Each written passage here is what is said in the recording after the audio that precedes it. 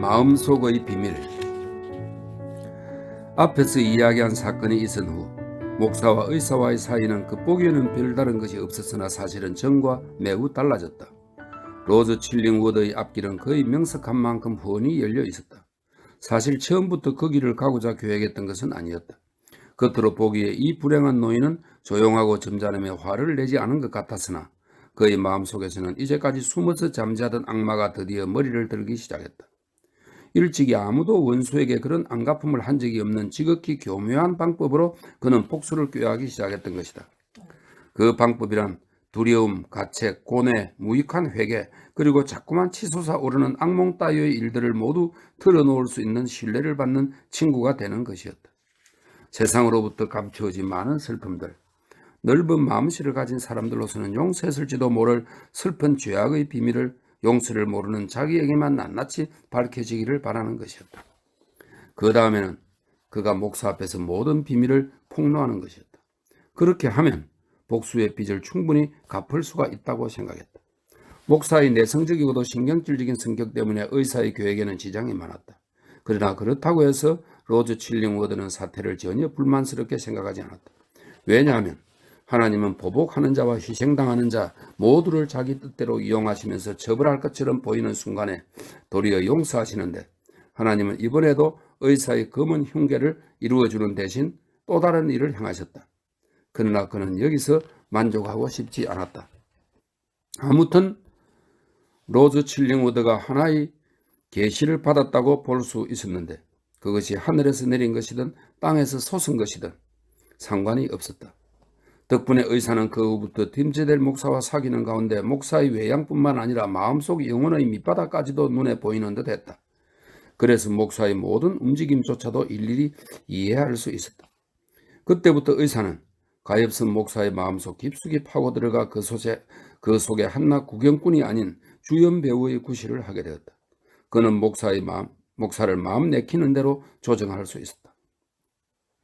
목사에게 고뇌를 주어 뒤흔들어 놓고 싶을 땐 목사는 늘 고문대 위에 올라와 있는 상태였으므로 고문대를 조종하는 손잡이가 어디 있는지를 알기만 하면 되었다. 실제로 의사는 이 장치를 너무나 잘 알고 있었다.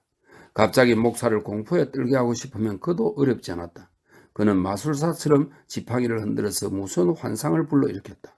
그러면 갖가지 유령들이 기분 나쁜 죽음의 형상을 하고 그에게 나타났으며, 혹은 그보다 더 끔찍한 치욕의 유령들이 때를 지어 몰려들어 목사를 에워싸고 그의 가슴을 향해 손가락질했다.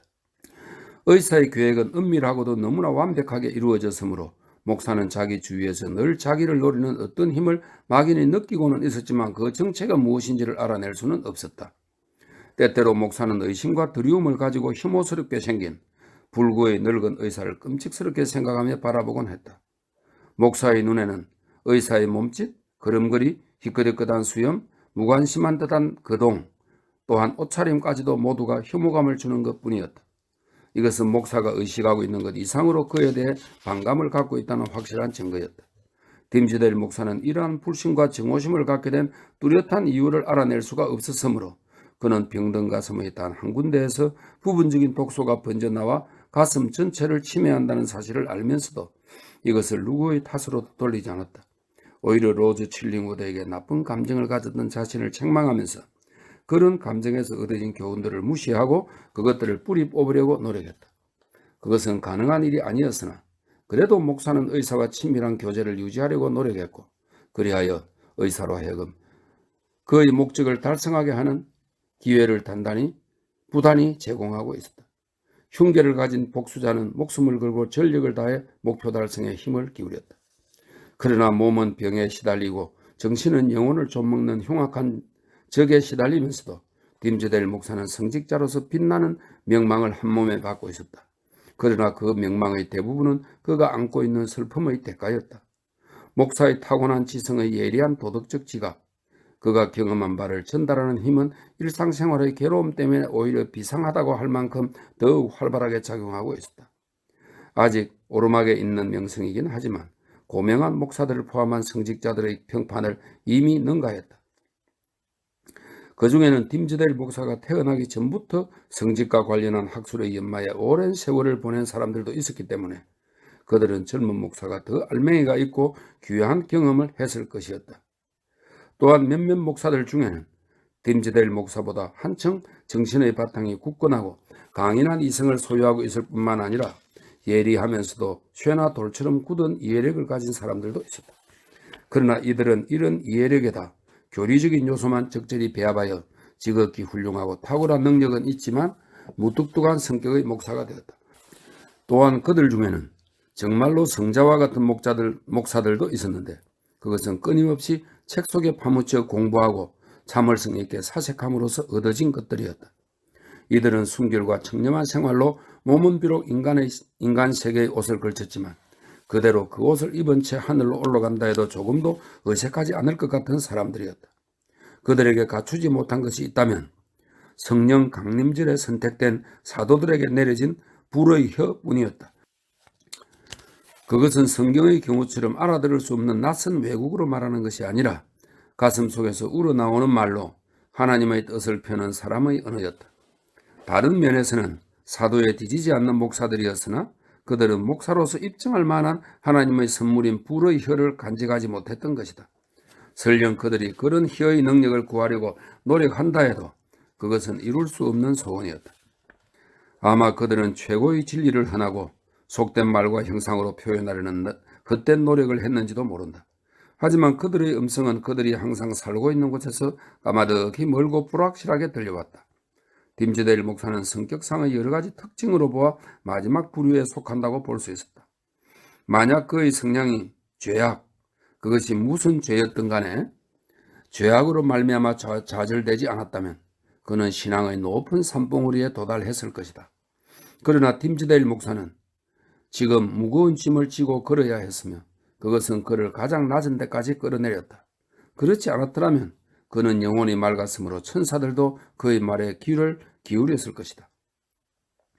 그러나 그는 이 죄악 때문에 죄인들을 동정하게 되었고 그래서 그의 마음은 죄인들과 함께 떨면서 죄지은 자의 고통을 자기 것으로 받아들였으며 슬프고도 풍부한 웅변을 통해 자기 자신의 고뇌를 많은 사람들에게 전달할 수 있게 되었다. 그의 설교는 언제나 사람들을 감동시켰지만 때로는 무섭게 느껴질 때도 있었다. 사람들은 그가 그토록 청중들을 감동시키는 힘이 무엇인가를 알지 못했다. 그들은 이 젊은 목사가 신성한 기적을 베푼다고 생각했다. 그들에게는 목사가 걸어다니는 땅도 신성하게 여겨졌으며 교회의 처녀들은 목사 앞에서 얼굴이 창백해지기도 했다. 목사에 대한 그들의 열정이 종교적 감정에 너무 깊이 빠진 나머지 그들은 그 열정을 신앙에 근거하고 강한 가슴 속에 품고는 성스러운 제단 앞으로 나아갔다. 나이 많은 신자들 중에는 자신들의 몸이 볼품없이 앙상하면서도 젊은 목사가 허약하고 혈색이 안 좋은 것을 보고 그가 먼저 천국에 갈 것이라고 믿으면서 자신들이 죽거든 뼈를 젊은 목사의 바로 옆에 묻어달라고 자손들에게 유언하는 사람들도 있었다. 최근 들어 딤즈데일 목사는 자기 무덤에 대해 줄곧 생각하면서 저주받은 자가 묻히는 그 무덤 위에도 과연 풀이 돋아날까 하는 의문을 갖기도 했다. 많은 사람들에게 받는 존경이 목사에게는 상상도 못할 만큼의 고뇌를 안겨주었다. 진리를 숭상하고 생명 속의 생명과 같은 성스러운 본질이 없는 것은 그것이 무엇이든지 간에 알맹이가 없고 아무 가치도 없는 그림자처럼 여기는 것이 목사의 순수한 마음이었다. 그렇다면 그 자신은 도대체 무엇이란 말인가? 실체가 있는 것인가? 아니면 그림자 중에서도 가장 희미한 그림자였을까? 그는 강단에서 사람을 향해 무엇인가를 큰 소리로 외치고 싶었다. 지금 여러분 앞에서 성직자의 검은 옷차림으로 서 있는 나는 이 신성한 강단에서 창백한 얼굴을 들어 하늘을 보며 여러분을 대신하여 전지전능하신 하나님과 영적으로 교감하는 일을 직무로 삼고 있는 나는 일상생활에 있어서도 이 땅 위를 걸으면 그 발자국이 빛나서 뒤를 따르는 순례자들이 축복받는 땅으로 인도되리라고 여러분이 생각하시는 나는 여러분의 자녀에게 작별 기도를 올려 그들이 막 하직하고 온 세상으로부터 희미하게 아멘 소리를 듣도록 한 나는 여러분의 존경을 한몸에 받고 있는 목사로서 철저하게 부패하고 타락한 인간이며 추악하고도 비겁한 자입니다. 그는 이런 말을 하기 전에는 결코 강단에서 내려오지 않으리라고 결심한 적이 한두 번이 아니었다. 헛기침을 하고 길게 심호흡을 하며 숨을 내쉬어 쉴 때는 그 속에 영혼의 어두운 비밀이 가득 차서 나올 때도 있었다. 몇 번이나, 아니 100번도 더 이 말을 입 밖에 내밀었다. 그러나 어떠했던가? 그는 자기가 비열한 사람이며 비열한 사람 중에서도 가장 비열한 사람이라고 말했다. 자기의 더러운 육체가 청중이 보는 자리에서 불같은 노여움으로 오그라들지 않는 것이 이상할 정도라고까지 말했다. 이보다 더 명백한 말이 또 있을 수 있을까? 그러면 사람들은 자리를 박차고 일어나 강단을 더럽힌 그를 끌어내려야 하지 않겠는가? 그러나 결코 그렇지 않았다. 그뿐 아니라 목사의 말을 듣고 그들은 존경하는 마음만 더욱 강해져 갔다. 자책하는 말 속에 얼마나 무서운 뜻이 내포되어 있는지 그들은 짐작도 하지 못했다. 훌륭한 젊은이다.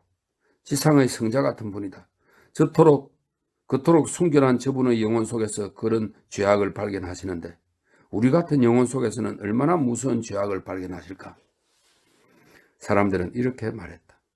목사는 그 애매한 고백이 자기 반향을 일으킬지 충분히 알고 있었으므로 자신의 죄를 체크하고 있다고는 하지만 위선자임에 틀림없었다. 그는 자신의 죄진 마음을 고백함으로써 오히려 자신을 속이려 했지만 자기 기만으로부터는 조금도 위안을 받지 못하고 있었다. 오히려 또 하나의 죄를 범하게 되고 스스로 이것을 인정하는 괴로움만 더해갔다. 그러나 그 사람만큼 진실을 사랑하고 거짓을 증오하는 사람도 없었다. 따라서 그는 세상의 그 무엇보다도 비참한 자기 자신의 모습을 증오했다. 그는 마음의 괴로움 때문에 그가 태어나고 자라난 교회의 훌륭한 가르침보다도 넓고 부패한 로마 교회의 신앙을 그대로 따르고 있었다. 딤즈데일 목사가 꼭 잠가놓은 밀실에는 피 묻은 채찍이 하나 있었다. 이 청교도 목사는 종종 이 채찍으로 자신의 어깨를 매질하며 쓰디쓴 웃음을 짓곤 했다. 그리고 그 웃음을 이유로 더욱 가혹하게 자신을 매질했다. 신앙심이 깊은 청교도들이 그랬듯이 그도 금식을 했다. 그러나 몸을 정결하게 하고 하늘의 응답을 받기 위해 하는 것이 아니라 무릎이 떨릴 때까지 하나의 고행으로 금식을 하는 것이었다. 또 목사는 거의 매일 밤을 캄캄한 어둠 속이나 램프 불빛 아래서 철야 기도를 했다. 이렇게 목사는 부단한 반성으로 자신을 괴롭혔다. 그러나 이렇게 한다고 해서 자신의 몸과 마음이 깨끗해지는 것은 아니었다. 오랫동안 밤을 새워서인지 자주 머릿속이 어지러웠고 갖가지 환영들이 눈앞에 어른거리기도 했다. 그 환영들이 어두컴컴한 밤에 희미하게 떠오를 때가 있었고 어떤 때는 자기 몸 가까이에서 거울 속에 비쳐 선명하게 나타날 때도 있었다. 악마와 같은 무리들이 떼지어 나타나서 창백해진 목사를 조소하기도 하고 기죽이 웃으며 함께 가자고 손짓하기도 했다. 그들은 슬픔에 짓눌려 무섭게 날다가 점점 높이 올라감에 따라 공기처럼 가벼워져서 사라지기도 했다. 어떤 때는 이미 세상을 떠난 어렸을 때의 친구들이나 흰 수염을 기르고 성자처럼 얼굴을 찌푸린 아버지의 모습도 보였고 얼굴을 외면하고 지나가는 어머니의 모습도 나타났다. 어머니의 유령, 어머니라고 하기엔 너무나도 희미한 환영이었지만 그 어머니의 유령이라면 그래도 한 번쯤 아들에게 동정의 눈길이라도 던져줄 수 있을 텐데 그 환영은 외면하고 지나갔다. 어쩌면 아들에게 보내는 연민의 시선이었는지도 모른다. 또 어떤 때는 이런 환상들로 인해 무서워진 방안을 헤스터 프린이 주홍색 옷을 입은 펄의 손을 잡고 지나가기도 했다. 헤스터는 자기 가슴에 붙은 주홍 글씨를 손가락질하고 다음에는 목사의 가슴을 가리켰다.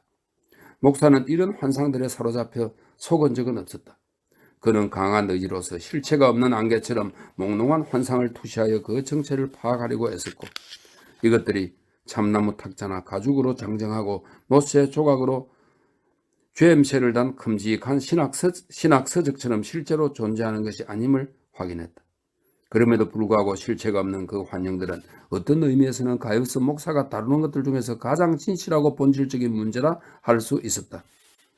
하나님께서 우리 주변의 온갖 물체들로부터 그 중요한 실체들을 빼앗아가는 것은 인간의 기쁨과 양식을 주시려는 것이다.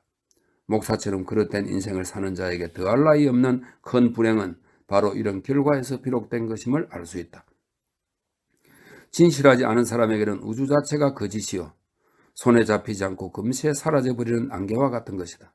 그러므로 목사 자신도 거짓의 빛 아래에서는 실체 없는 그림자에 불과하며 사실상 존재하지 않는 결과가 된다.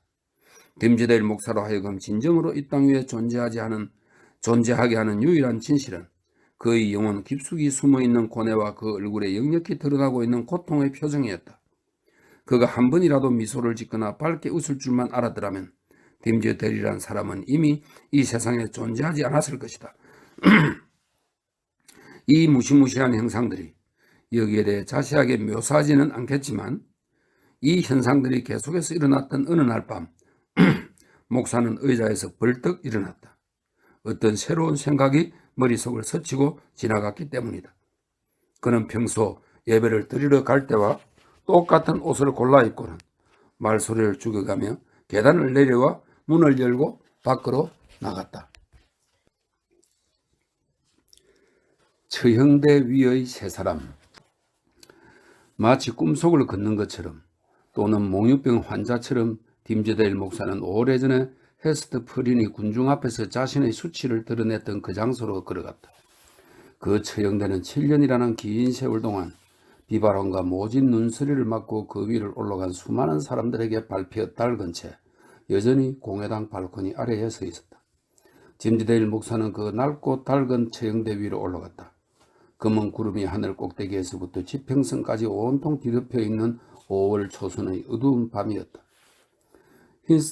헤스트 프린이 벌을 받고 서 있을 때도 구경했던 당시의 군중들을 지금 이곳에 모아놓는다 해도 이 어둠 속에서는 처형대 위에 선 사람의 얼굴은 고사하고 윤곽조차 알아보기가 어려울 것 같았다. 그러나 지금은 모든 것이 잠들어 있어 누구의 눈에도 띌 염려는 없었다. 목사가 원한다면 다음날 아침 동이 틀 때까지 그대로 서 있다고 해도 누구 하나 나무랄 사람이 없었다.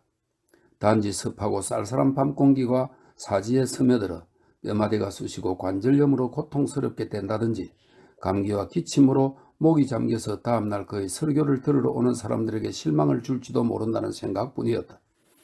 그가 자신의 방에서 피가 흐르는 몸에 채찍을 휘두르는 모습은 하나님 외에는 아무도 볼 수 없었다. 그렇다면 딤즈데일 목사는 무엇 때문에 여기에 왔단 말인가? 그렇다. 회개를 흉내내려고 왔을 것이다. 그러나 흉내내는 도중 목사는 자신의 영혼을 우롱했다. 그것을 보고 천사들은 얼굴을 가리고 눈물을 흘리는 반면에 악마들은 낄낄거리며 비웃으랬다. 목사는 어디를 가나 자신을 따라다니는 양심의 가책에 못 이겨 이곳까지 오게 되었으나 회개의 여신이 그를 움켜쥐고 죄악을 고백하는 문 앞까지 끌고 가면 다시 비겁이라는 여신이 그를 다시 이끌어냈다. 가엾고 불쌍한 남자. 이처럼 나약한 인간이 무엇 때문에 그러한 죄를 저지를 수 있었던가?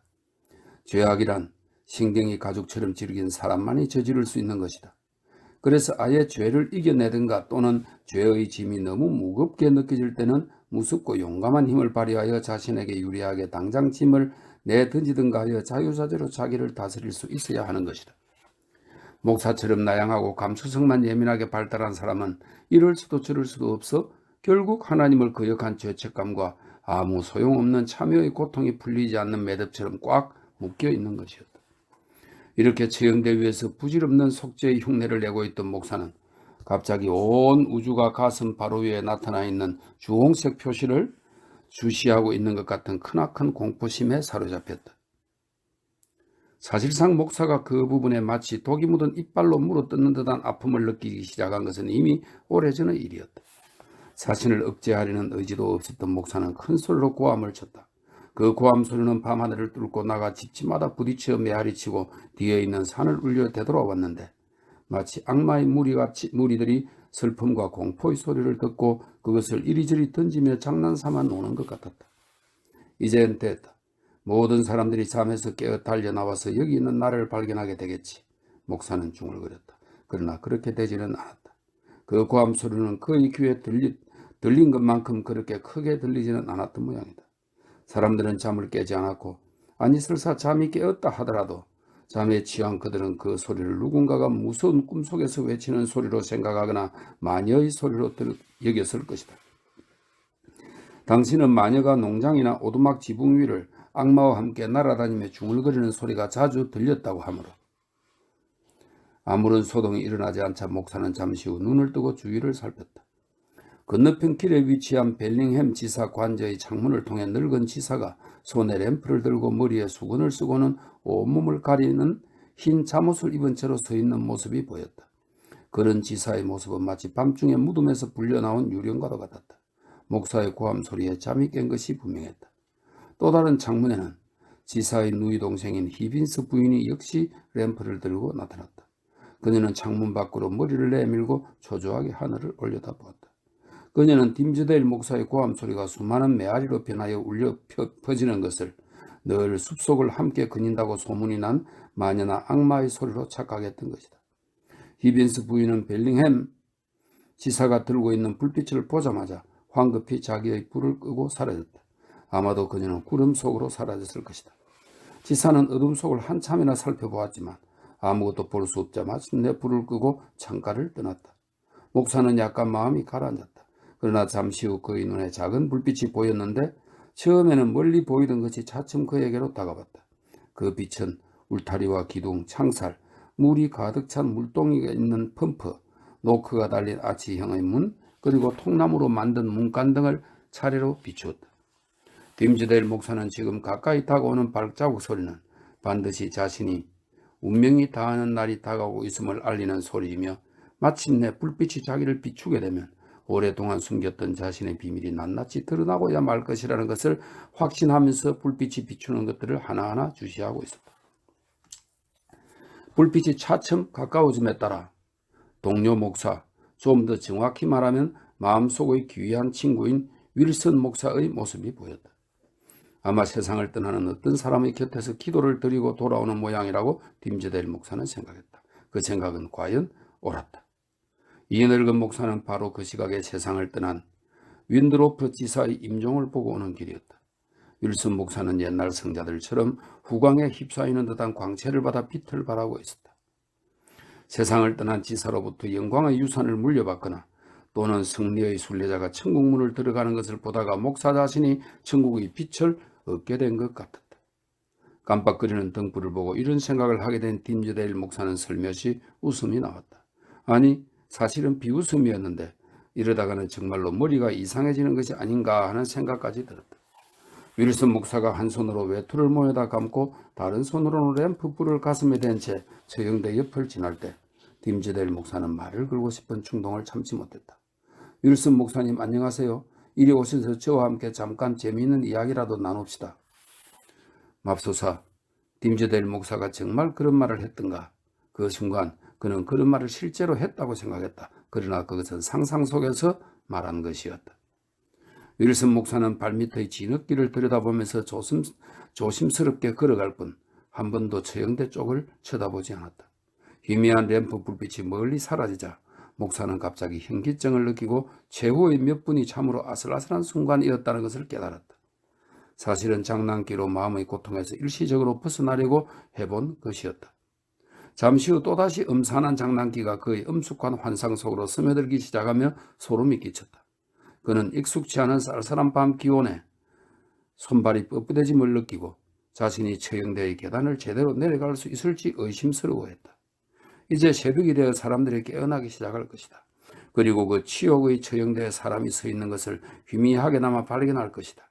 놀라움과 호기심에 사람들은 미친 듯이 뛰어다니며 죽은 죄인의 유령, 그렇게 생각할 것이 틀림없다.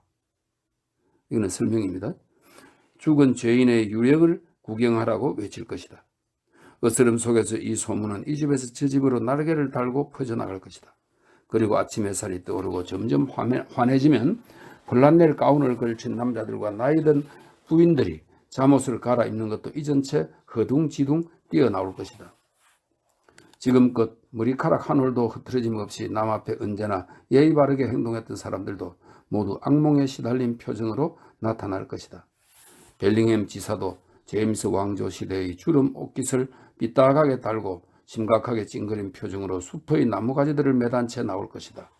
또 윌슨 목사는 지난밤 늦게까지 임종을 지켜보느라 밤중까지 있다가 이제 영광된 성자들을 꿈꾸는 중인데 이렇게 일찍 깨어나야 하다니 하고 두틀거리며 나올 것이다. 또 딤즈데일 목사 교회의 장로들과 집사들, 그리고 목사를 우상으로 모시고 있는 처녀들도 앞가슴을 가리지도 못한 채 나올 것이다. 이를테면 모든 주민들은 문지방에 넘어져 꼬꾸라지면서 놀라움과 공포에 질린 얼굴로 광장에 모여들어 처형대를 바라볼 것이다. 아침 햇살을 받으며 거기에 서 있는 사람은 과연 누구일까? 부끄러움과 굴욕에 짓눌린 헤스터 프린이 서 있던 바로 그 장소에 얼어 죽기 일보 직전의 모습으로 아드 딤저데일 목사가 서 있다. 이렇게 기괴하리만큼 처참한 광경을 정신없이 상상해본 목사는 응겹결에 큰 소리로 웃으대며 또 자신의 그 웃음소리 때문에 어이없어 했다. 그 순간 목사의 웃음소리에 응답이라도 하듯 아주 경쾌하고 간드러진 어린아이의 웃음소리가 들려왔다. 그 소리가 펄의 것이라는 것을 깨달은 목사는 기쁨인지 슬픔인지 모를 이상한 감정에 휩싸인 채 가슴에 짜릿한 흥분을 느꼈다. 펄이지? 목사는 부르짖듯 소리치고 나서 다시 조그맣게 말했다. 헤스트 프린 당신 아니요? 네, 저예요. 헤스트 프린이에요. 그녀의 놀란 듯한 목소리가 들렸다. 목사는 그녀가 걸어가던 길의 방향을 바꾸어 자기 쪽으로 다가오는 소리를 들었다. 저예요. 저하고 펄입니다. 헤스트, 지금 어디 갔다 오는 길이요? 여기에 무슨 일로 왔어? 목사는 두서없이 계속 물었다. 윈드로프 지사의 임종을 보러 갔었어요. 수위의 치수를 재고 집으로 돌아가는 길이에요. 헤스트 프린이 말했다. 이리 올라와요, 헤스트. 펄도 올라오너라. 당신과 펄은 여기에서 보았지만 나는 지금이 처음이요. 한 번만 더 올라와 봐요. 그래서 우리 셋이 함께 서봅시다. 딤저데일 목사가 말했다. 헤스트는 어린 펄의 손목을 잡고 말없이 층계를 올라가 목사와 나란히 있었다. 딤저데일 목사는 펄의 손목을 잡는 순간 자기의 생명이 아닌 새로운 생명이 가슴 속에 밀려들어와 그의 심장 속에서 마구 뛰어노는 것을 느꼈다. 그것은 마치 헤스트와 어린 펄로 인해 굳어져 버린 자신의 몸속 기관들의 모녀가 지니고 있는 생명의 온기가 전달되는 것 같았다. 그렇게 세 사람의 뜨거운 생명이 통했다. 목사님, 펄이 속삭였다. 왜 그러니? 딤저데일 목사가 물었다. 엄마하고 나하고 내일 낮에 여기서 또 함께 서주실 수 있으세요? 그건 안 된다, 펄. 그렇게 해서는 안 된단다. 목사의 대답이었다. 그는 순간적으로 다시 얻은 새로운 생기에도 불구하고 대중 앞에서 자기의 치욕적인 비밀이 폭로된다는 생각에 두려움이 엄습하는 것을 느꼈다. 세 사람의 결합에 매우 강한 희열을 느끼면서도 한편으로는 두려워하며 떨고 있는 것이다. 그건 안 된단다, 펄. 나와 네 엄마가 언젠가는 꼭 함께 이곳에 서게 될 테지만 내일은 안 된다. 펄은 웃으면서 목사가 진 손목을 뿌리치려 했다. 그러나 목사는 오히려 손목을 꼭 쥔 채 놓아주지 않았다. 아가야, 잠시 동안만 이대로 있자꾸나. 그러면 내일 낮에 나와 엄마 손을 잡아주시겠다고 약속하세요. 펄이 다시 말했다. 내일은 안 돼. 다음에 꼭 그렇게 하마. 목사가 부탁하듯 말했다. 다음에 언제요? 아이는 단념하려 들지 않았다. 최후의 심판을 받는 날에. 목사는 작은 목소리로 말했다. 무의식 중에 그는 자신이 진리를 가르치는 사람으로서 그렇게 대답해야만 한다고 생각한 것 같았다. 심판의 날에는 우리 셋이 모두 한자리에 서야만 한단다. 하지만 이 세상에 햇빛이 비칠 때는 함께 나란히 설 수 없단다. 펄은 다시 웃었다. 그런데 딤저데일 목사의 말이 채 끝나기도 전에 구름으로 덮인 하늘 저쪽 멀리에서 한 줄기 성광이 번쩍하고 빛을 발했다. 그것은 의심할 바 없이 유성의 불빛이었다. 밤하늘을 바라보노라면 흔히 우주공간을 불타며 날아가다가 사라져버리는 유성을 볼 수 있다. 그 빛은 매우 강렬해서 하늘과 땅 사이에 깔려있는 구름을 널리 비추었다. 그래서인지 하늘이 마치 거대한 지붕처럼 보였다. 잠깐 동안 빛을 받자 눈에 익은 주위의 거리가 보였다. 그러나 이와 동시에 낯익은 거리들이 오히려 무섭게 보였다. 뾰족하게 솟은 지붕과 층마다 삐죽 튀어나온 부분이 있는 목조가옥, 벌써 풀이 돋아있는 청개들과 문지방, 그리고 새로 갈아놓은 채마밭이며 광장 근처까지 양쪽에 풀이 돋은 차도, 이러한 모든 것들이 한눈에 보였지만 그것들은 예전에 전혀 느낄 수 없었던 다른 뜻의 해석을 내려주고 있는 것 같았다. 딤저데일 목사는 가슴에 손을 얹고 서 있었다. 헤스트 프린은 가슴에 수놓은 주홍 글씨를 희미하게 빛내며 서 있었고 하나의 상징 같기도 한 펄은 두 사람을 연결시키는 고리 역할을 하고 있었다. 이들은 그렇게 이상하고도 장엄한 광채 속에서 나란히 서 있었다. 그것은 모든 비밀을 드러내는 빛이며 또 인연이 있는 사람들을 서로 연결하여 결합시켜주는 여명과 같았다. 펄의 장난기 어린 표정에는 어떤 말이 숨쉬고 있었다. 그래서인지 목사를 힐끔 올려다보는 그 아이의 얼굴에 마치 요즘과 같은 장난스러운 웃음이 넘쳤다. 아이는 목사에게서 손을 빼내더니 길 건너편을 가리켰다. 그러나 목사는 가슴에 손을 얹고 하늘을 우러러보았다. 그 당시에는 유성의 출현을 비롯해서 해와 달이 뜨고 지는 것과 같은 규칙적인 변화 이외의 다른 불규칙한 자연현상을 초자연적인 근원으로부터 나타나는 신의 계시라고 생각하는 것이 일반적이었다. 그래서 밤하늘에 화염의 창이나 칼, 그리고 활이나 화살, 다발이 나타나면 곧 인디언 전쟁이 일어날 징조라고 생각했다. 전염병이 유행할 조짐은 빨간 불꽃이 쏟아지는 것에서 알 수 있다고도 했다. 식민지 시대로부터 혁명시대에 이르러 뉴 잉글랜드에서 발생한 사고들은 좋은 일이든 나쁜 일이든 이러한 자연현상으로 미리 예고하지 않은 사건이 아마 하나도 없을 것이다.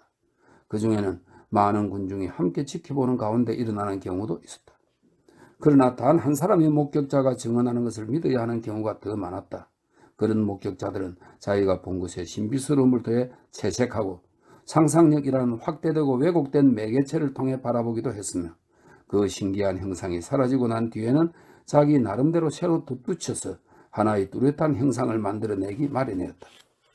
한 나라의 운명이 하늘의 장막 위에 상형문자로 나타난다는 것은 참으로 장엄한 상상력이다.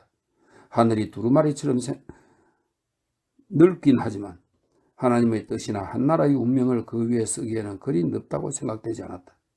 이러한 것은 우리 조상들이 즐겨 가졌던 생각으로 그들의 새로운 공화국을 하나님께서 깊은 사랑으로 매우 엄격하게 보호하고 있다고 생각하는 데서 기인한 것이다.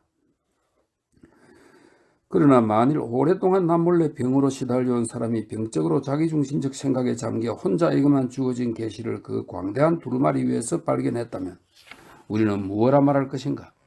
사실상 이런 경우는 아마 아주 산란해진 그 사람의 정신 상태를 말하는 하나의 징후에 불과할 것이다. 그러므로 지금 목사가 하늘을 우러러 보았을 때 그곳에서 붉은 선으로 그려진 커다란 A자를 발견했다 해도 그것은 목사의 눈과 마음이 병든 탓으로밖에 볼 수 없었다. 그 순간 구름 속으로 희미하게 빛나는 유성이 그곳에 나타나지 않았다는 말이 아니다. 그것은 죄책감에 사로잡힌 그가 상상하는 그 글씨가 나타나지 않았다는 말이며 만일 다른 죄인이 보았더라면 별다른 생각을 하지 않을 수도 있는 막연한 형태였을 것이라는 말이다. 이 순간에 목사의 심리 상태를 아주 잘 드러내주는 특이한 일이 일어났다. 그가 하늘을 우러러 보는 동안 펄이 그곳에서 얼마 떨어지지 않은 곳에 서서 로저 칠링워드를 손가락으로 가르치고 있는 것을 분명하게 의식했다. 목사도 하늘의 기적적인 A자를 보는 시선으로 처형대에서 얼마 떨어지지 않은 곳에 서 있는 로저 칠링워드를 바라보았다. 유성이 바라는 빛은 주위의 다른 물체뿐만 아니라 로저 칠링워드의 얼굴에도 새로운 표정을 주고 있었다. 의사는 다른 때와는 달리 가장된 얼굴이 아닌 악마의 근성을 그대로 드러내고 있었다. 정말로 유성이 헤스트 프린과 팀즈데일 목사에게 심판의 날을 생각하게 하는 무서운 빛으로 하늘을 비추고 땅을 밝혔다면 아마도 로저 칠링워드는 이 두 사람에게 성을 냈다가 웃었다가 하여 죽음을 재촉하고 있는 마귀로 보였을 것이다. 의사의 표정은 너무나도 선명했다. 아니면 목사의 눈에 비친 느낌이 너무나 강렬했다고나 할까. 어쨌든 유성이 사라짐에 따라 드러났던 주위의 모든 것들이 일시에 사라진 후에도 로저 칠링워드의 표정은 어둠 속에 그려놓은 것처럼 그대로 남아있었다. 레스트, 헤스트, 저 사람은 누구요? 저 사람만 보면 치가 떨린다오. 당신은 저 사람이 누군지 아시오? 팀즈데일 목사가 공포에 질려 숨가쁘게 말했다. 그러나 헤스트는 로저 칠링워드와 감옥에서 한 약속을 생각하고 아무런 말도 하지 않았다. 저 사람을 보면 내 영혼이 떨리는 것 같소. 저 사람은 도대체 누구요? 어떻게 좀 해줄 수 없소? 왜 그런지 자꾸만 저 사람이 무섭소. 목사는 다시 중얼거렸다. 저 사람이 누군지 가르쳐 드릴까요? 펄이 말했다. 빨리 말해다오. 목사는 허리를 굽혀 입을 펄의 귀에 갖다 대며 말했다. 펄이 목사의 귀에 대고 뭐라고 쫑알쫑알 소곤거렸다. 어떤 의미가 있는 말인 것 같기도 했으나 사실은 아직 말을 할 줄 모르는 어린 아이들이 아무 의미 없이 조잘거리는 것 외에 아무 뜻도 없는 말이었다. 설령 그것이 로저 칠링워드에 대한 비밀 정보였다 하더라도 박학한 목사조차도 전혀 알아들을 수 없는 말이었으므로 팀즈데일 목사는 오히려 정신만 더 혼란스러울 뿐이었다. 이때 요즘 같은 아이가 더욱 크게 소리내어 웃었다. 펄, 나를 놀리는 거냐? 목사님은 겁쟁이고 거짓말쟁이에요. 펄이 말했다. 내일 엄마와 내 손을 잡아주겠다고 약속을 안 했잖아요. 그때 처형대 바로 아래까지 다가선 로저 칠링워드가 말했다. 목사님, 누구신가 했더니 역시 팀즈데일 목사님이셨군요. 이거 참 책에만 몰두하는 우리 같은 학자들은 착실한 보호자가 필요합니다. 눈을 뜨고 꿈을 꾸고 잠을 자면서도 걸어다니기 일쑤니까요. 자, 목사님 이리 오십시오. 제가 집까지 바래다 드리겠습니다. 제가 여기 있는 줄을 어떻게 아셨습니까? 목사가 두려운 마음으로 떨면서 물었다. 사실은 아무것도 몰랐습니다. 존경하는 윈드로프 지사님 댁에서 침상을 지키며 혹시나 제가 어떤 도움이 될까 하여 밤을 새웠답니다. 그런데 그분이 천당에 가셨기에 저도 집으로 돌아가는 길인데 이상한 광채가 비쳤습니다. 자, 이제 저와 함께 가십시다. 그렇지 않으면 내일 주일 예배에서 설교도 제대로 하시지 못할걸요? 이제부터는 공부보다는 휴식을 취하시는 게 좋겠습니다. 그렇지 않으면 밤중에 이런 공상이 더 심해지게 됩니다. 그래요. 선생과 함께 집으로 가리다. 팀즈데일 목사가 말했다. 그는 마치 악몽에서 깨어났을 때처럼 기운이 하나도 없이 쭉 늘어져서 의사의 뒤를 따랐다. 다음 날은 주일이었으므로 목사는 설교를 하게 되었고 사람들은 그 어떤 설교보다도 호소력 있고 힘이 있으며 내용이 풍부한 영감 있는 설교였다고 말했다. 그래서 많은 사람들이 이 설교를 듣고 진리를 깨달았으며 아울러 팀즈데일 목사에 대한 감사의 마음을 언제나 깊이 간직하기로 마음먹었다는 것이었다. 설교가 끝나고 강단에서 내려오자 하얗게 수염을 기른 교회 당직이가 검은 장갑 한 짝을 들고서 목사에게 다가왔다. 그것은 목사의 장갑이었다. 오늘 아침에 죄지은 자들이 서서 망신을 당하는 처형대 위에서 이것을 발견했습니다. 아마도 사탄이 목사님에게 무음한 장난을 치려고 한 것이 분명합니다. 사탄이라는 것들은 옛날이나 지금이나 바보짓을 하지요. 깨끗한 손을 장갑으로 가릴 필요가 있나요? 고맙소. 교회 당직의 말에 목사는 내심 놀랐으나 침착하게 대답하였다. 그러나 마음이 편치 않았다. 그의 기억은 어찌나 어지러웠던지 어젯밤의 일들이 꿈속의 일처럼 희미하기만 했다. 그런데 내 장갑같이 보이는군요. 사탄이 이 장갑을 훔치려고 했으니 이제부터는 장갑을 벗고 다니시는 것이 좋을 것 같습니다. 늙은 교회 당직이가 두려워하는 표정으로 말했다. 그런데 목사님, 어젯밤에 있었던 얘기는 들으셨습니까?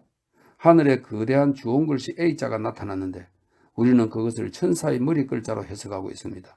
그 존경스러운 윈드로프 지사님께서 어젯밤에 천사가 되셨을 테니까 그만한 징조가 있을 법도 하지 않겠습니까? 아니, 난 아무 말도 듣지 못해서 목사는 분명하게 대답했다. 사람들의 평판. 헤스트 프리는 얼마 전에 기묘하게 만난 팀즈데일 목사의 상태가 매우 나빠져 있음을 알고 깜짝 놀랐다. 그의 신경은 극도로 쇠약해진 것 같았고 정신력도 아이들보다 더 약해 보였다.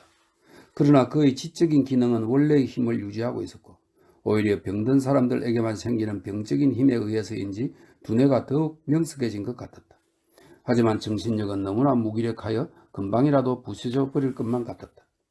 남이 모르는 일련의 사정을 잘 알고 있었던 헤스트는 목사가 의뢰 느껴야 할 양심의 가책 위에 어떤 무서운 음모로 평온과 휴식을 취하야 함에도 불구하고 계속해서 시달림을 받고 있다는 것을 알 수 있었다.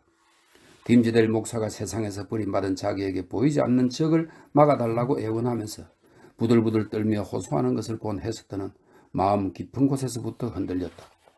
뿐만 아니라 목사는 자기에게 도움을 청할 권리가 있는 사람이라고 생각했다. 오랫동안 사회로부터 고립되어 살아온 그녀는 외부적인 기준으로 선악관념을 재는 데는 서툴렀지만 목사에 대해서만큼은 이 세상 누구도 질 수 없는 책임을 자신이 져야 한다는 것을 알고 있었다. 적어도 그런 생각만큼은 확고했다. 그녀를 사회와 연결시켜주던 꽃과 비단, 황금, 그 밖의 모든 물질적 유대가 이미 끊어지고 말았으나 그녀와 목사 사이에는 도저히 끊을 수 없는 죄악의 유대가 되었다. 다른 모든 인연들과 마찬가지로 여기에도 의무가 수반되었다. 헤스트의 현재 위치는 그녀가 사회적인 수치를 겪었던 그 당시와 똑같지는 않았다. 세월이 많이 흘러 펄도 이제 7살이 되었다. 수놓은 주홍 글씨를 가슴에 달고 있는 헤스트의 모습도 이젠 주민들에게 낯익은 존재가 되었다. 남의 눈에 띄는 입장에 있으면서도 남의 이해관계와 편의를 해치지 않으면 일종의 존경심을 받게 되듯이 헤스트 프린도 사회로부터 일종의 존경을 받게 되었다. 이기심이 작용하지 않는 한 남을 미워하기보다는 사랑하는 마음이 더 잘 우러나는 일은 참으로 다행한 일이다. 미움이란 원래 저기가 부단히 새로운 자극을 받아 일어나지 않는 한 점차로 사랑의 감정으로 변해간다. 헤스터 프린의 경우 이러한 새로운 자극이 없었다. 그녀는 남들과 싸우는 일도 없었고 아무리 심한 대접을 받아도 불평하지 않고 순종했다. 자기가 받은 고통의 대가를 사회에 요구하지도 않았고 동정을 강요하지도 않았다. 또한 그녀는 사회로부터 따돌림을 받고 살아온 몇 년 동안 깨끗한 생활을 함으로써 사람들에게 호감을 사게 되었다. 사람들이 보기에도 아무것도 잃을 것이 없고 무엇을 기대하는 희망이나 꿈도 없는 이 불쌍한 방랑자가 재기를 찾도록 해준 것은 오로지 미덕을 순수하게 우러러보려는 그녀의 마음이었으리라. 또한 에스터는 세상에서 어떤 특권을 누리기를 원하지도 않았고 남들이 마시는 공기를 마시면서 착실히 손을 올려 벌과 자기를 위한 생활비를 버는 일 외에는 아무것도 생각하지 않았다. 또한 남을 위해 해야 할 일이 생기면 자기도 사회의 일원이라는 생각으로 그들로부터 이탈하지 않으려고 노력했다는 것도 세상이 다 아는 사실이었다. 그래도 배은망덕한 빈민들은 규칙적으로 매일 그들의 집 문 앞에 갖다 놓은 음식을 받아먹고 왕이나 귀족의 옷에 술을 놓을 만한 솜씨로 만든 옷을 받아 입고도 감사하기는커녕 비웃는 일이 많았다. 그러나 곤란한 사람이 있으면 자기 것을 쪼개어 나누어 주는 등 그녀의 착한 행동은 따를 사람이 없었다. 마을에 질병이 나돌 때도 헤스터는 헌신적으로 나가서 일을 했다. 사회 전체의 일이나 개인적인 일을 막론하고 어려운 일이 생기면 사회에서 버림받은 자기가 나서서 해야 된다는 생각으로 즉시 일을 찾아 나서곤 했다. 걱정거리로 침울해 있는 집을 찾아갈 때는 손님으로서가 아니라 당연한 권리를 가진 한 사람의 가족으로 인식하고 찾아갔다. 그 침울한 세계 속에서 오히려 그녀는 같은 인간으로서 교제할 자격을 갖게 되는 것 같았다. 거기서야말로 가슴에 수놓은 글씨가 빛나는 듯 했고 이 세상의 빛이 아닌 듯한 빛으로 사람들에게 위안을 주었다. 다른 곳에서는 죄의 표시였던 그 글씨가 이곳에서는 병자와 방을 환히 비춰주는 역할을 했다. 이 세상의 빛은 점점 흐려져 가고 내셔의 빛은 아직 비치지 않은 때에 헤스터 프린의 빛은 병든 사람들에게 앞으로 나아갈 방향을 알려주었다. 이렇게 위급할수록 헤스터의 조금 포근한 마음은 진실하게 드러났다. 그녀는 온 힘을 다해 일했고 아무리 무리한 요구일지라도 다 받아주었다. 한마디로 그녀의 인정은 누구든지 원하기만 하면 마실 수 있고 아무리 마셔도 마르지 않는 샘이었다. 또한 치욕의 표시를 단 가슴이지만 그 가슴은 푹신한 베개를 찾는 병자에게는 더할 나위 없이 따뜻한 베개가 되어주었다. 헤스터는 제 스스로 임명한 자비의 수녀였다. 사회나 본인 모두가 이런 결과가 오리라고는 전혀 예상하지 못했지만 어느 사이에 사회의 어려운 손길이 그녀를 이런 직분에 임명했다고 말할 수 있었다. 주홍 글씨는 그녀의 천직을 상징하고 있었다.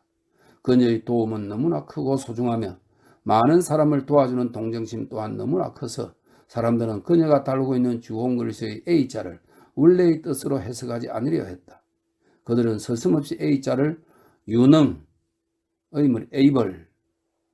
유능의 머리 글자라고 말했다. 나약한 여자의 힘이 이토록 강한 힘을 발휘하고 있었던 것이다. 그녀는 근심 걱정이 가득한 집만 찾아갔다. 그리고 다시 근심이 사라지고 햇빛이 비칠 때면 그녀의 모습은 보이지 않았다. 그런 기미가 보이면 그녀의 그림자는 이미 문지방을 넘어져 사라져 버리는 것이었다. 그녀가 열심히 도와준 사람들의 가슴속에 설령 감사의 마음이 있었다 할지라도 그녀는 감사의 인사를 받기 위해 뒤를 돌아보는 일조차 하지 않았다. 한 식구처럼 도움을 주고 나서 그저 떠나버리는 것이었다. 거리에서 그들을 만나도 고개를 들어 인사를 받으려 하지 않았다. 그래도 그들이 말을 하고 싶어 하면 그녀는 가슴에 붙어있는 주홍 글씨를 가르치며 지나갔다. 그녀의 자존심 때문인지는 모르지만 그것이 겸손함과 너무도 비슷했기 때문에 사람들은 그녀에게서 부드러운 인상을 받게 되었다. 대중들은 변덕쟁이 폭군과 같다. 권리를 강하게 주장하고 나서면 그것을 거부하는 힘도 크게 생기지만 폭군의 마음에 들도록 관대하며 호소할 때는 정의 이상의 어떠한 탄원도 좋아하는 법이다. 사회는 헤스터의 이런 태도를 하나의 호소라고 보았기에 과거의 희생자인 그녀에게 본인이 희망하는 그 이상으로 친절과 호의로서 받아주었다. 헤스터가 자신의 선한 기질을 인정받기 위해서는 일반 서민들보다 위정자나 학자, 그리고 현인들에게 더 많은 시간을 할애해야 했다. 그들 모두가 갖고 있는 편견은 강철처럼 강한 이성의 테두리에 꼭 물려 있어서 좀처럼 풀기가 어려웠다. 그러나 지위가 높기 때문에 도덕을 지키고 고수해야만 한다는 고관대작들의 찌푸린 주름살도 세월이 흐름에 따라 자비로운 마음으로 풀어져서 점점 인자한 표정으로 변했다. 그러는 동안 모든 사람들은 헤스트 프린이 한때 지었던 모든 과실을 깨끗이 용서하고 있었다. 그리고 거기서 그치지 않고 헤스트가 달고 다니는 주홍 글씨를 달리 보기 시작했다. 그녀가 그토록 고행을 감내한 죄의 상징이 아니라 그 후로 그녀가 행한 많은 선행의 표시라고 생각했다. 수놓은 글씨를 달고 다니는 저 여자를 아십니까? 저 여자가 바로 우리의 헤스트랍니다. 가난한 사람에게 치질하고 병든 사람들에게는 도움을 베풀고 고통에 처한 사람들에게는 위로를 주는 여자입니다. 사람들은 다른 지방에서 온 사람들이 묻기 전에 그렇게 말해주었다. 물론 인간에게는 남의 얘기라면 그 무엇이라도 나쁘게 말하고 싶어하는 마음이 있으므로 지나간 일에 대해 수군거리는 사람이 없는 것은 아니었다. 그러나 바로 그런 이야기를 한 사람에게도 주홍 글씨는 마치 수녀의 가슴에 걸려있는 십자가처럼 보였다. 이제 그 글씨를 달고 다니는 사람은 일종의 신성함이 몸에 배어 어떠한 위험 속에서도 안전했다. 만일 도둑의 무리를 만났다 하더라도 주홍 글씨로 안전을 보장받았을 것이다. 언젠가 한번 인디언이 이 글씨를 향해 화살을 쏘았는데 화살을 맞은 곳에 아무런 상처도 나지 않고 화살이 그대로 땅에 떨어져 버렸다는 소문도 있었다. 또한 사람들은 이 얘기를 그대로 믿었다. 이 표시에 의해 제시되는 그녀의 사회적 지위가 헤스트 프린 자신의 마음에 미치는 영향은 강력하고도 특이한 것이었다. 그녀의 해맑고 품이 있는 성격의 싹은 시뻘겋게 찍힌 낙인으로 인해 시들어서 떨어진 지 이미 오래되었고 남은 것은 앙상하게 드러난 나무가지뿐이었다. 그래서 그녀가 자신의 마음을 호소할 친구라도 있었다면 그 친구로 하여금 그녀 자신을 싫어하도록 만들었을 것이었다. 아름답던 그녀의 용모도 이제는 많이 달라져 있었다. 그 원인은 일부러 옷차림을 금수하게 했던 것에도 있었지만 그녀가 남의 이목을 집중시키지 않으려 애쓴 것도 한몫했다. 그녀가 과거에 윤기 흐르고 풍요롭던 머리카락도 잘랐는지 아니면 모자 속에 완전히 감춰버렸는지는 몰라도 그 머리카락을 볼 수 있는 사람이 아무도 없다는 것도 슬픈 변화 중의 하나였다. 헤스트의 얼굴에는 이미 사랑이 깃든 여자가 전혀 남아있지 않았고 깃들 여지가 전혀 남아있지 않았고 그녀의 용모가 비록 위험있고 조각처럼 아름다웠다 하더라도 열정을 끌어안을 만한 것은 무엇 하나도 없이 그녀에게서 완전히 사라져버렸다. 또한 애정의 베개로 삼을 만한 가슴도 그녀에게는 존재하지 않았다.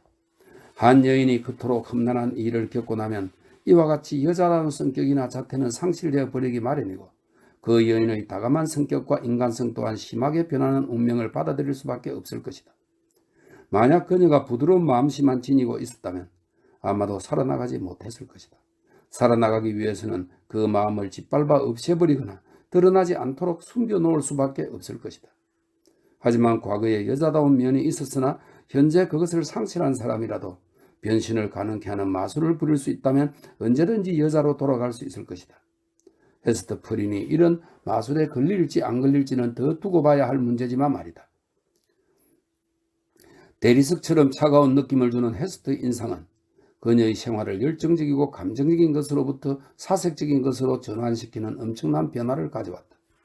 세상에서 고립되어 오직 혼자 몸으로 살아가야 했으므로 사회로부터의 보호는 기대할 수 없는 상태에서 오직 자신이 지도하고 돌보아야 할 펄이 있고 자신의 사회적 지위를 찾고자 하는 희망을 버리지 않았더라도 가능성이 전혀 없었으므로 그녀는 자기와 자기를 연결하는 고리의 파편마저도 냉정하게 팽개쳐 버렸다.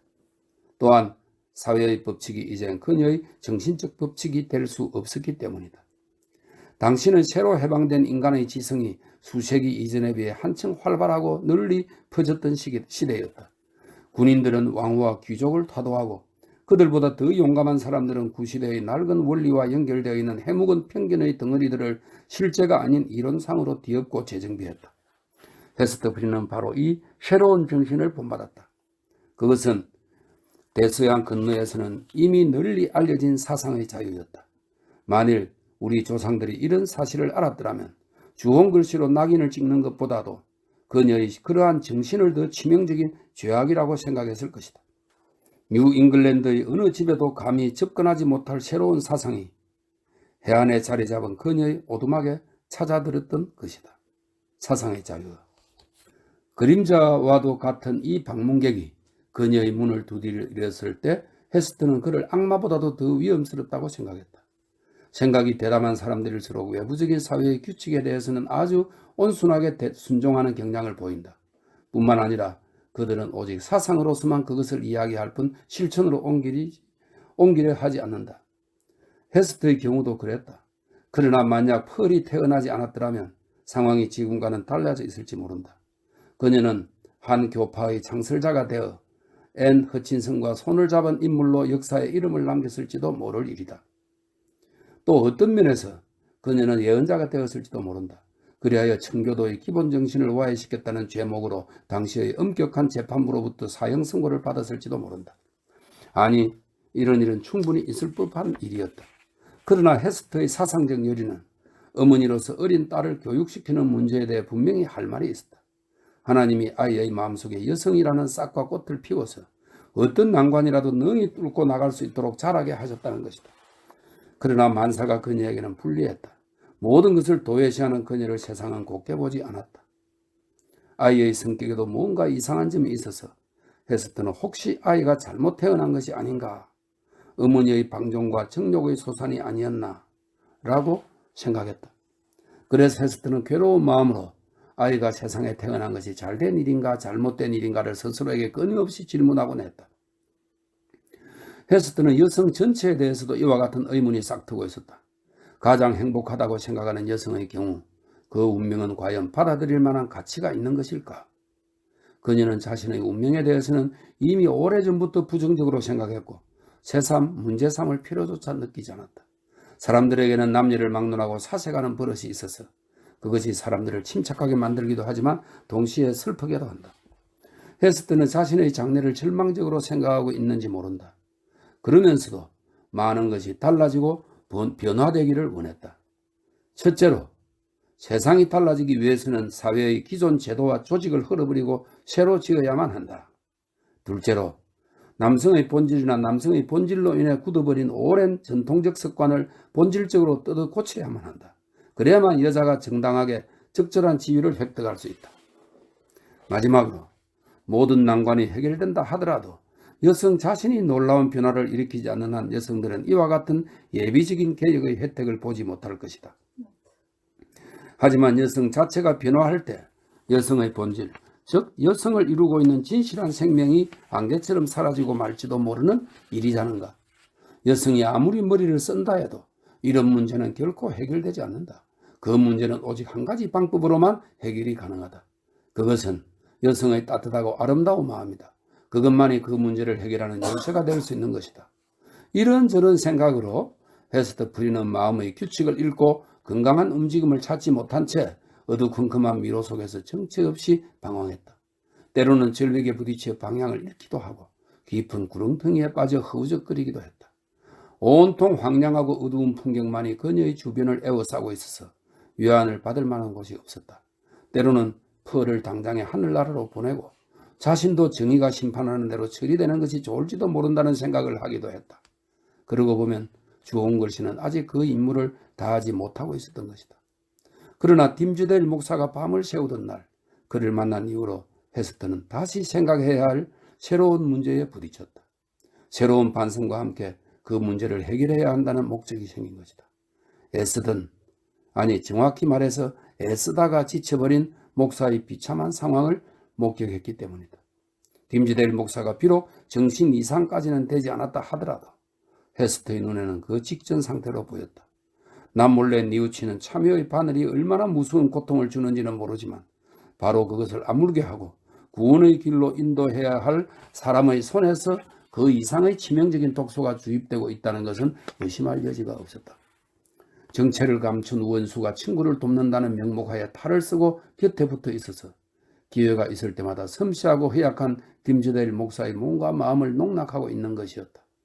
이렇게 조금씩 목을 재우와 이제 나쁜 일만 예고하는 상황에 처한 목사가 파멸로 치닫고 있는 것을 잠자코 보고만 있다는 것은 헤스트 자신에게 진정한 용기나 충성이 부족한 것이 아닌가 하고 스스로를 체크하지 않을 수 없었다. 이 목사를 구할 방법으로 거짓 탈을 쓴 로즈 칠링우드의 계획에 동의하고 따르는 것밖에는 다른 도리가 없다고 생각했다. 그리하여 그것이야말로 더욱더 빠져들어가는 파멸의 길에서 목사를 구해내는 방법이라고 스스로에게 변명하지 않았는가.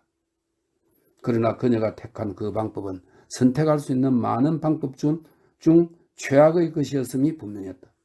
이제 헤스트는 자신의 생각을 수정해야 한다고 판단하고 그를 구해내기로 굳게 결심했다.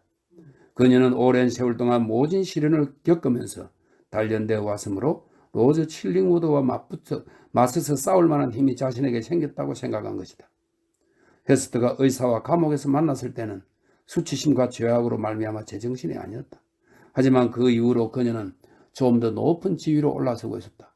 반면 늙은 로즈 칠링우드는 복수의 정신이 팔려 허리를 굽히고 있었기 때문에 그녀와 동등한 위치거나 그 이하로 떨어져 있었다. 마침내 헤스트 프리는 전 남편을 만나기로 마음먹었다.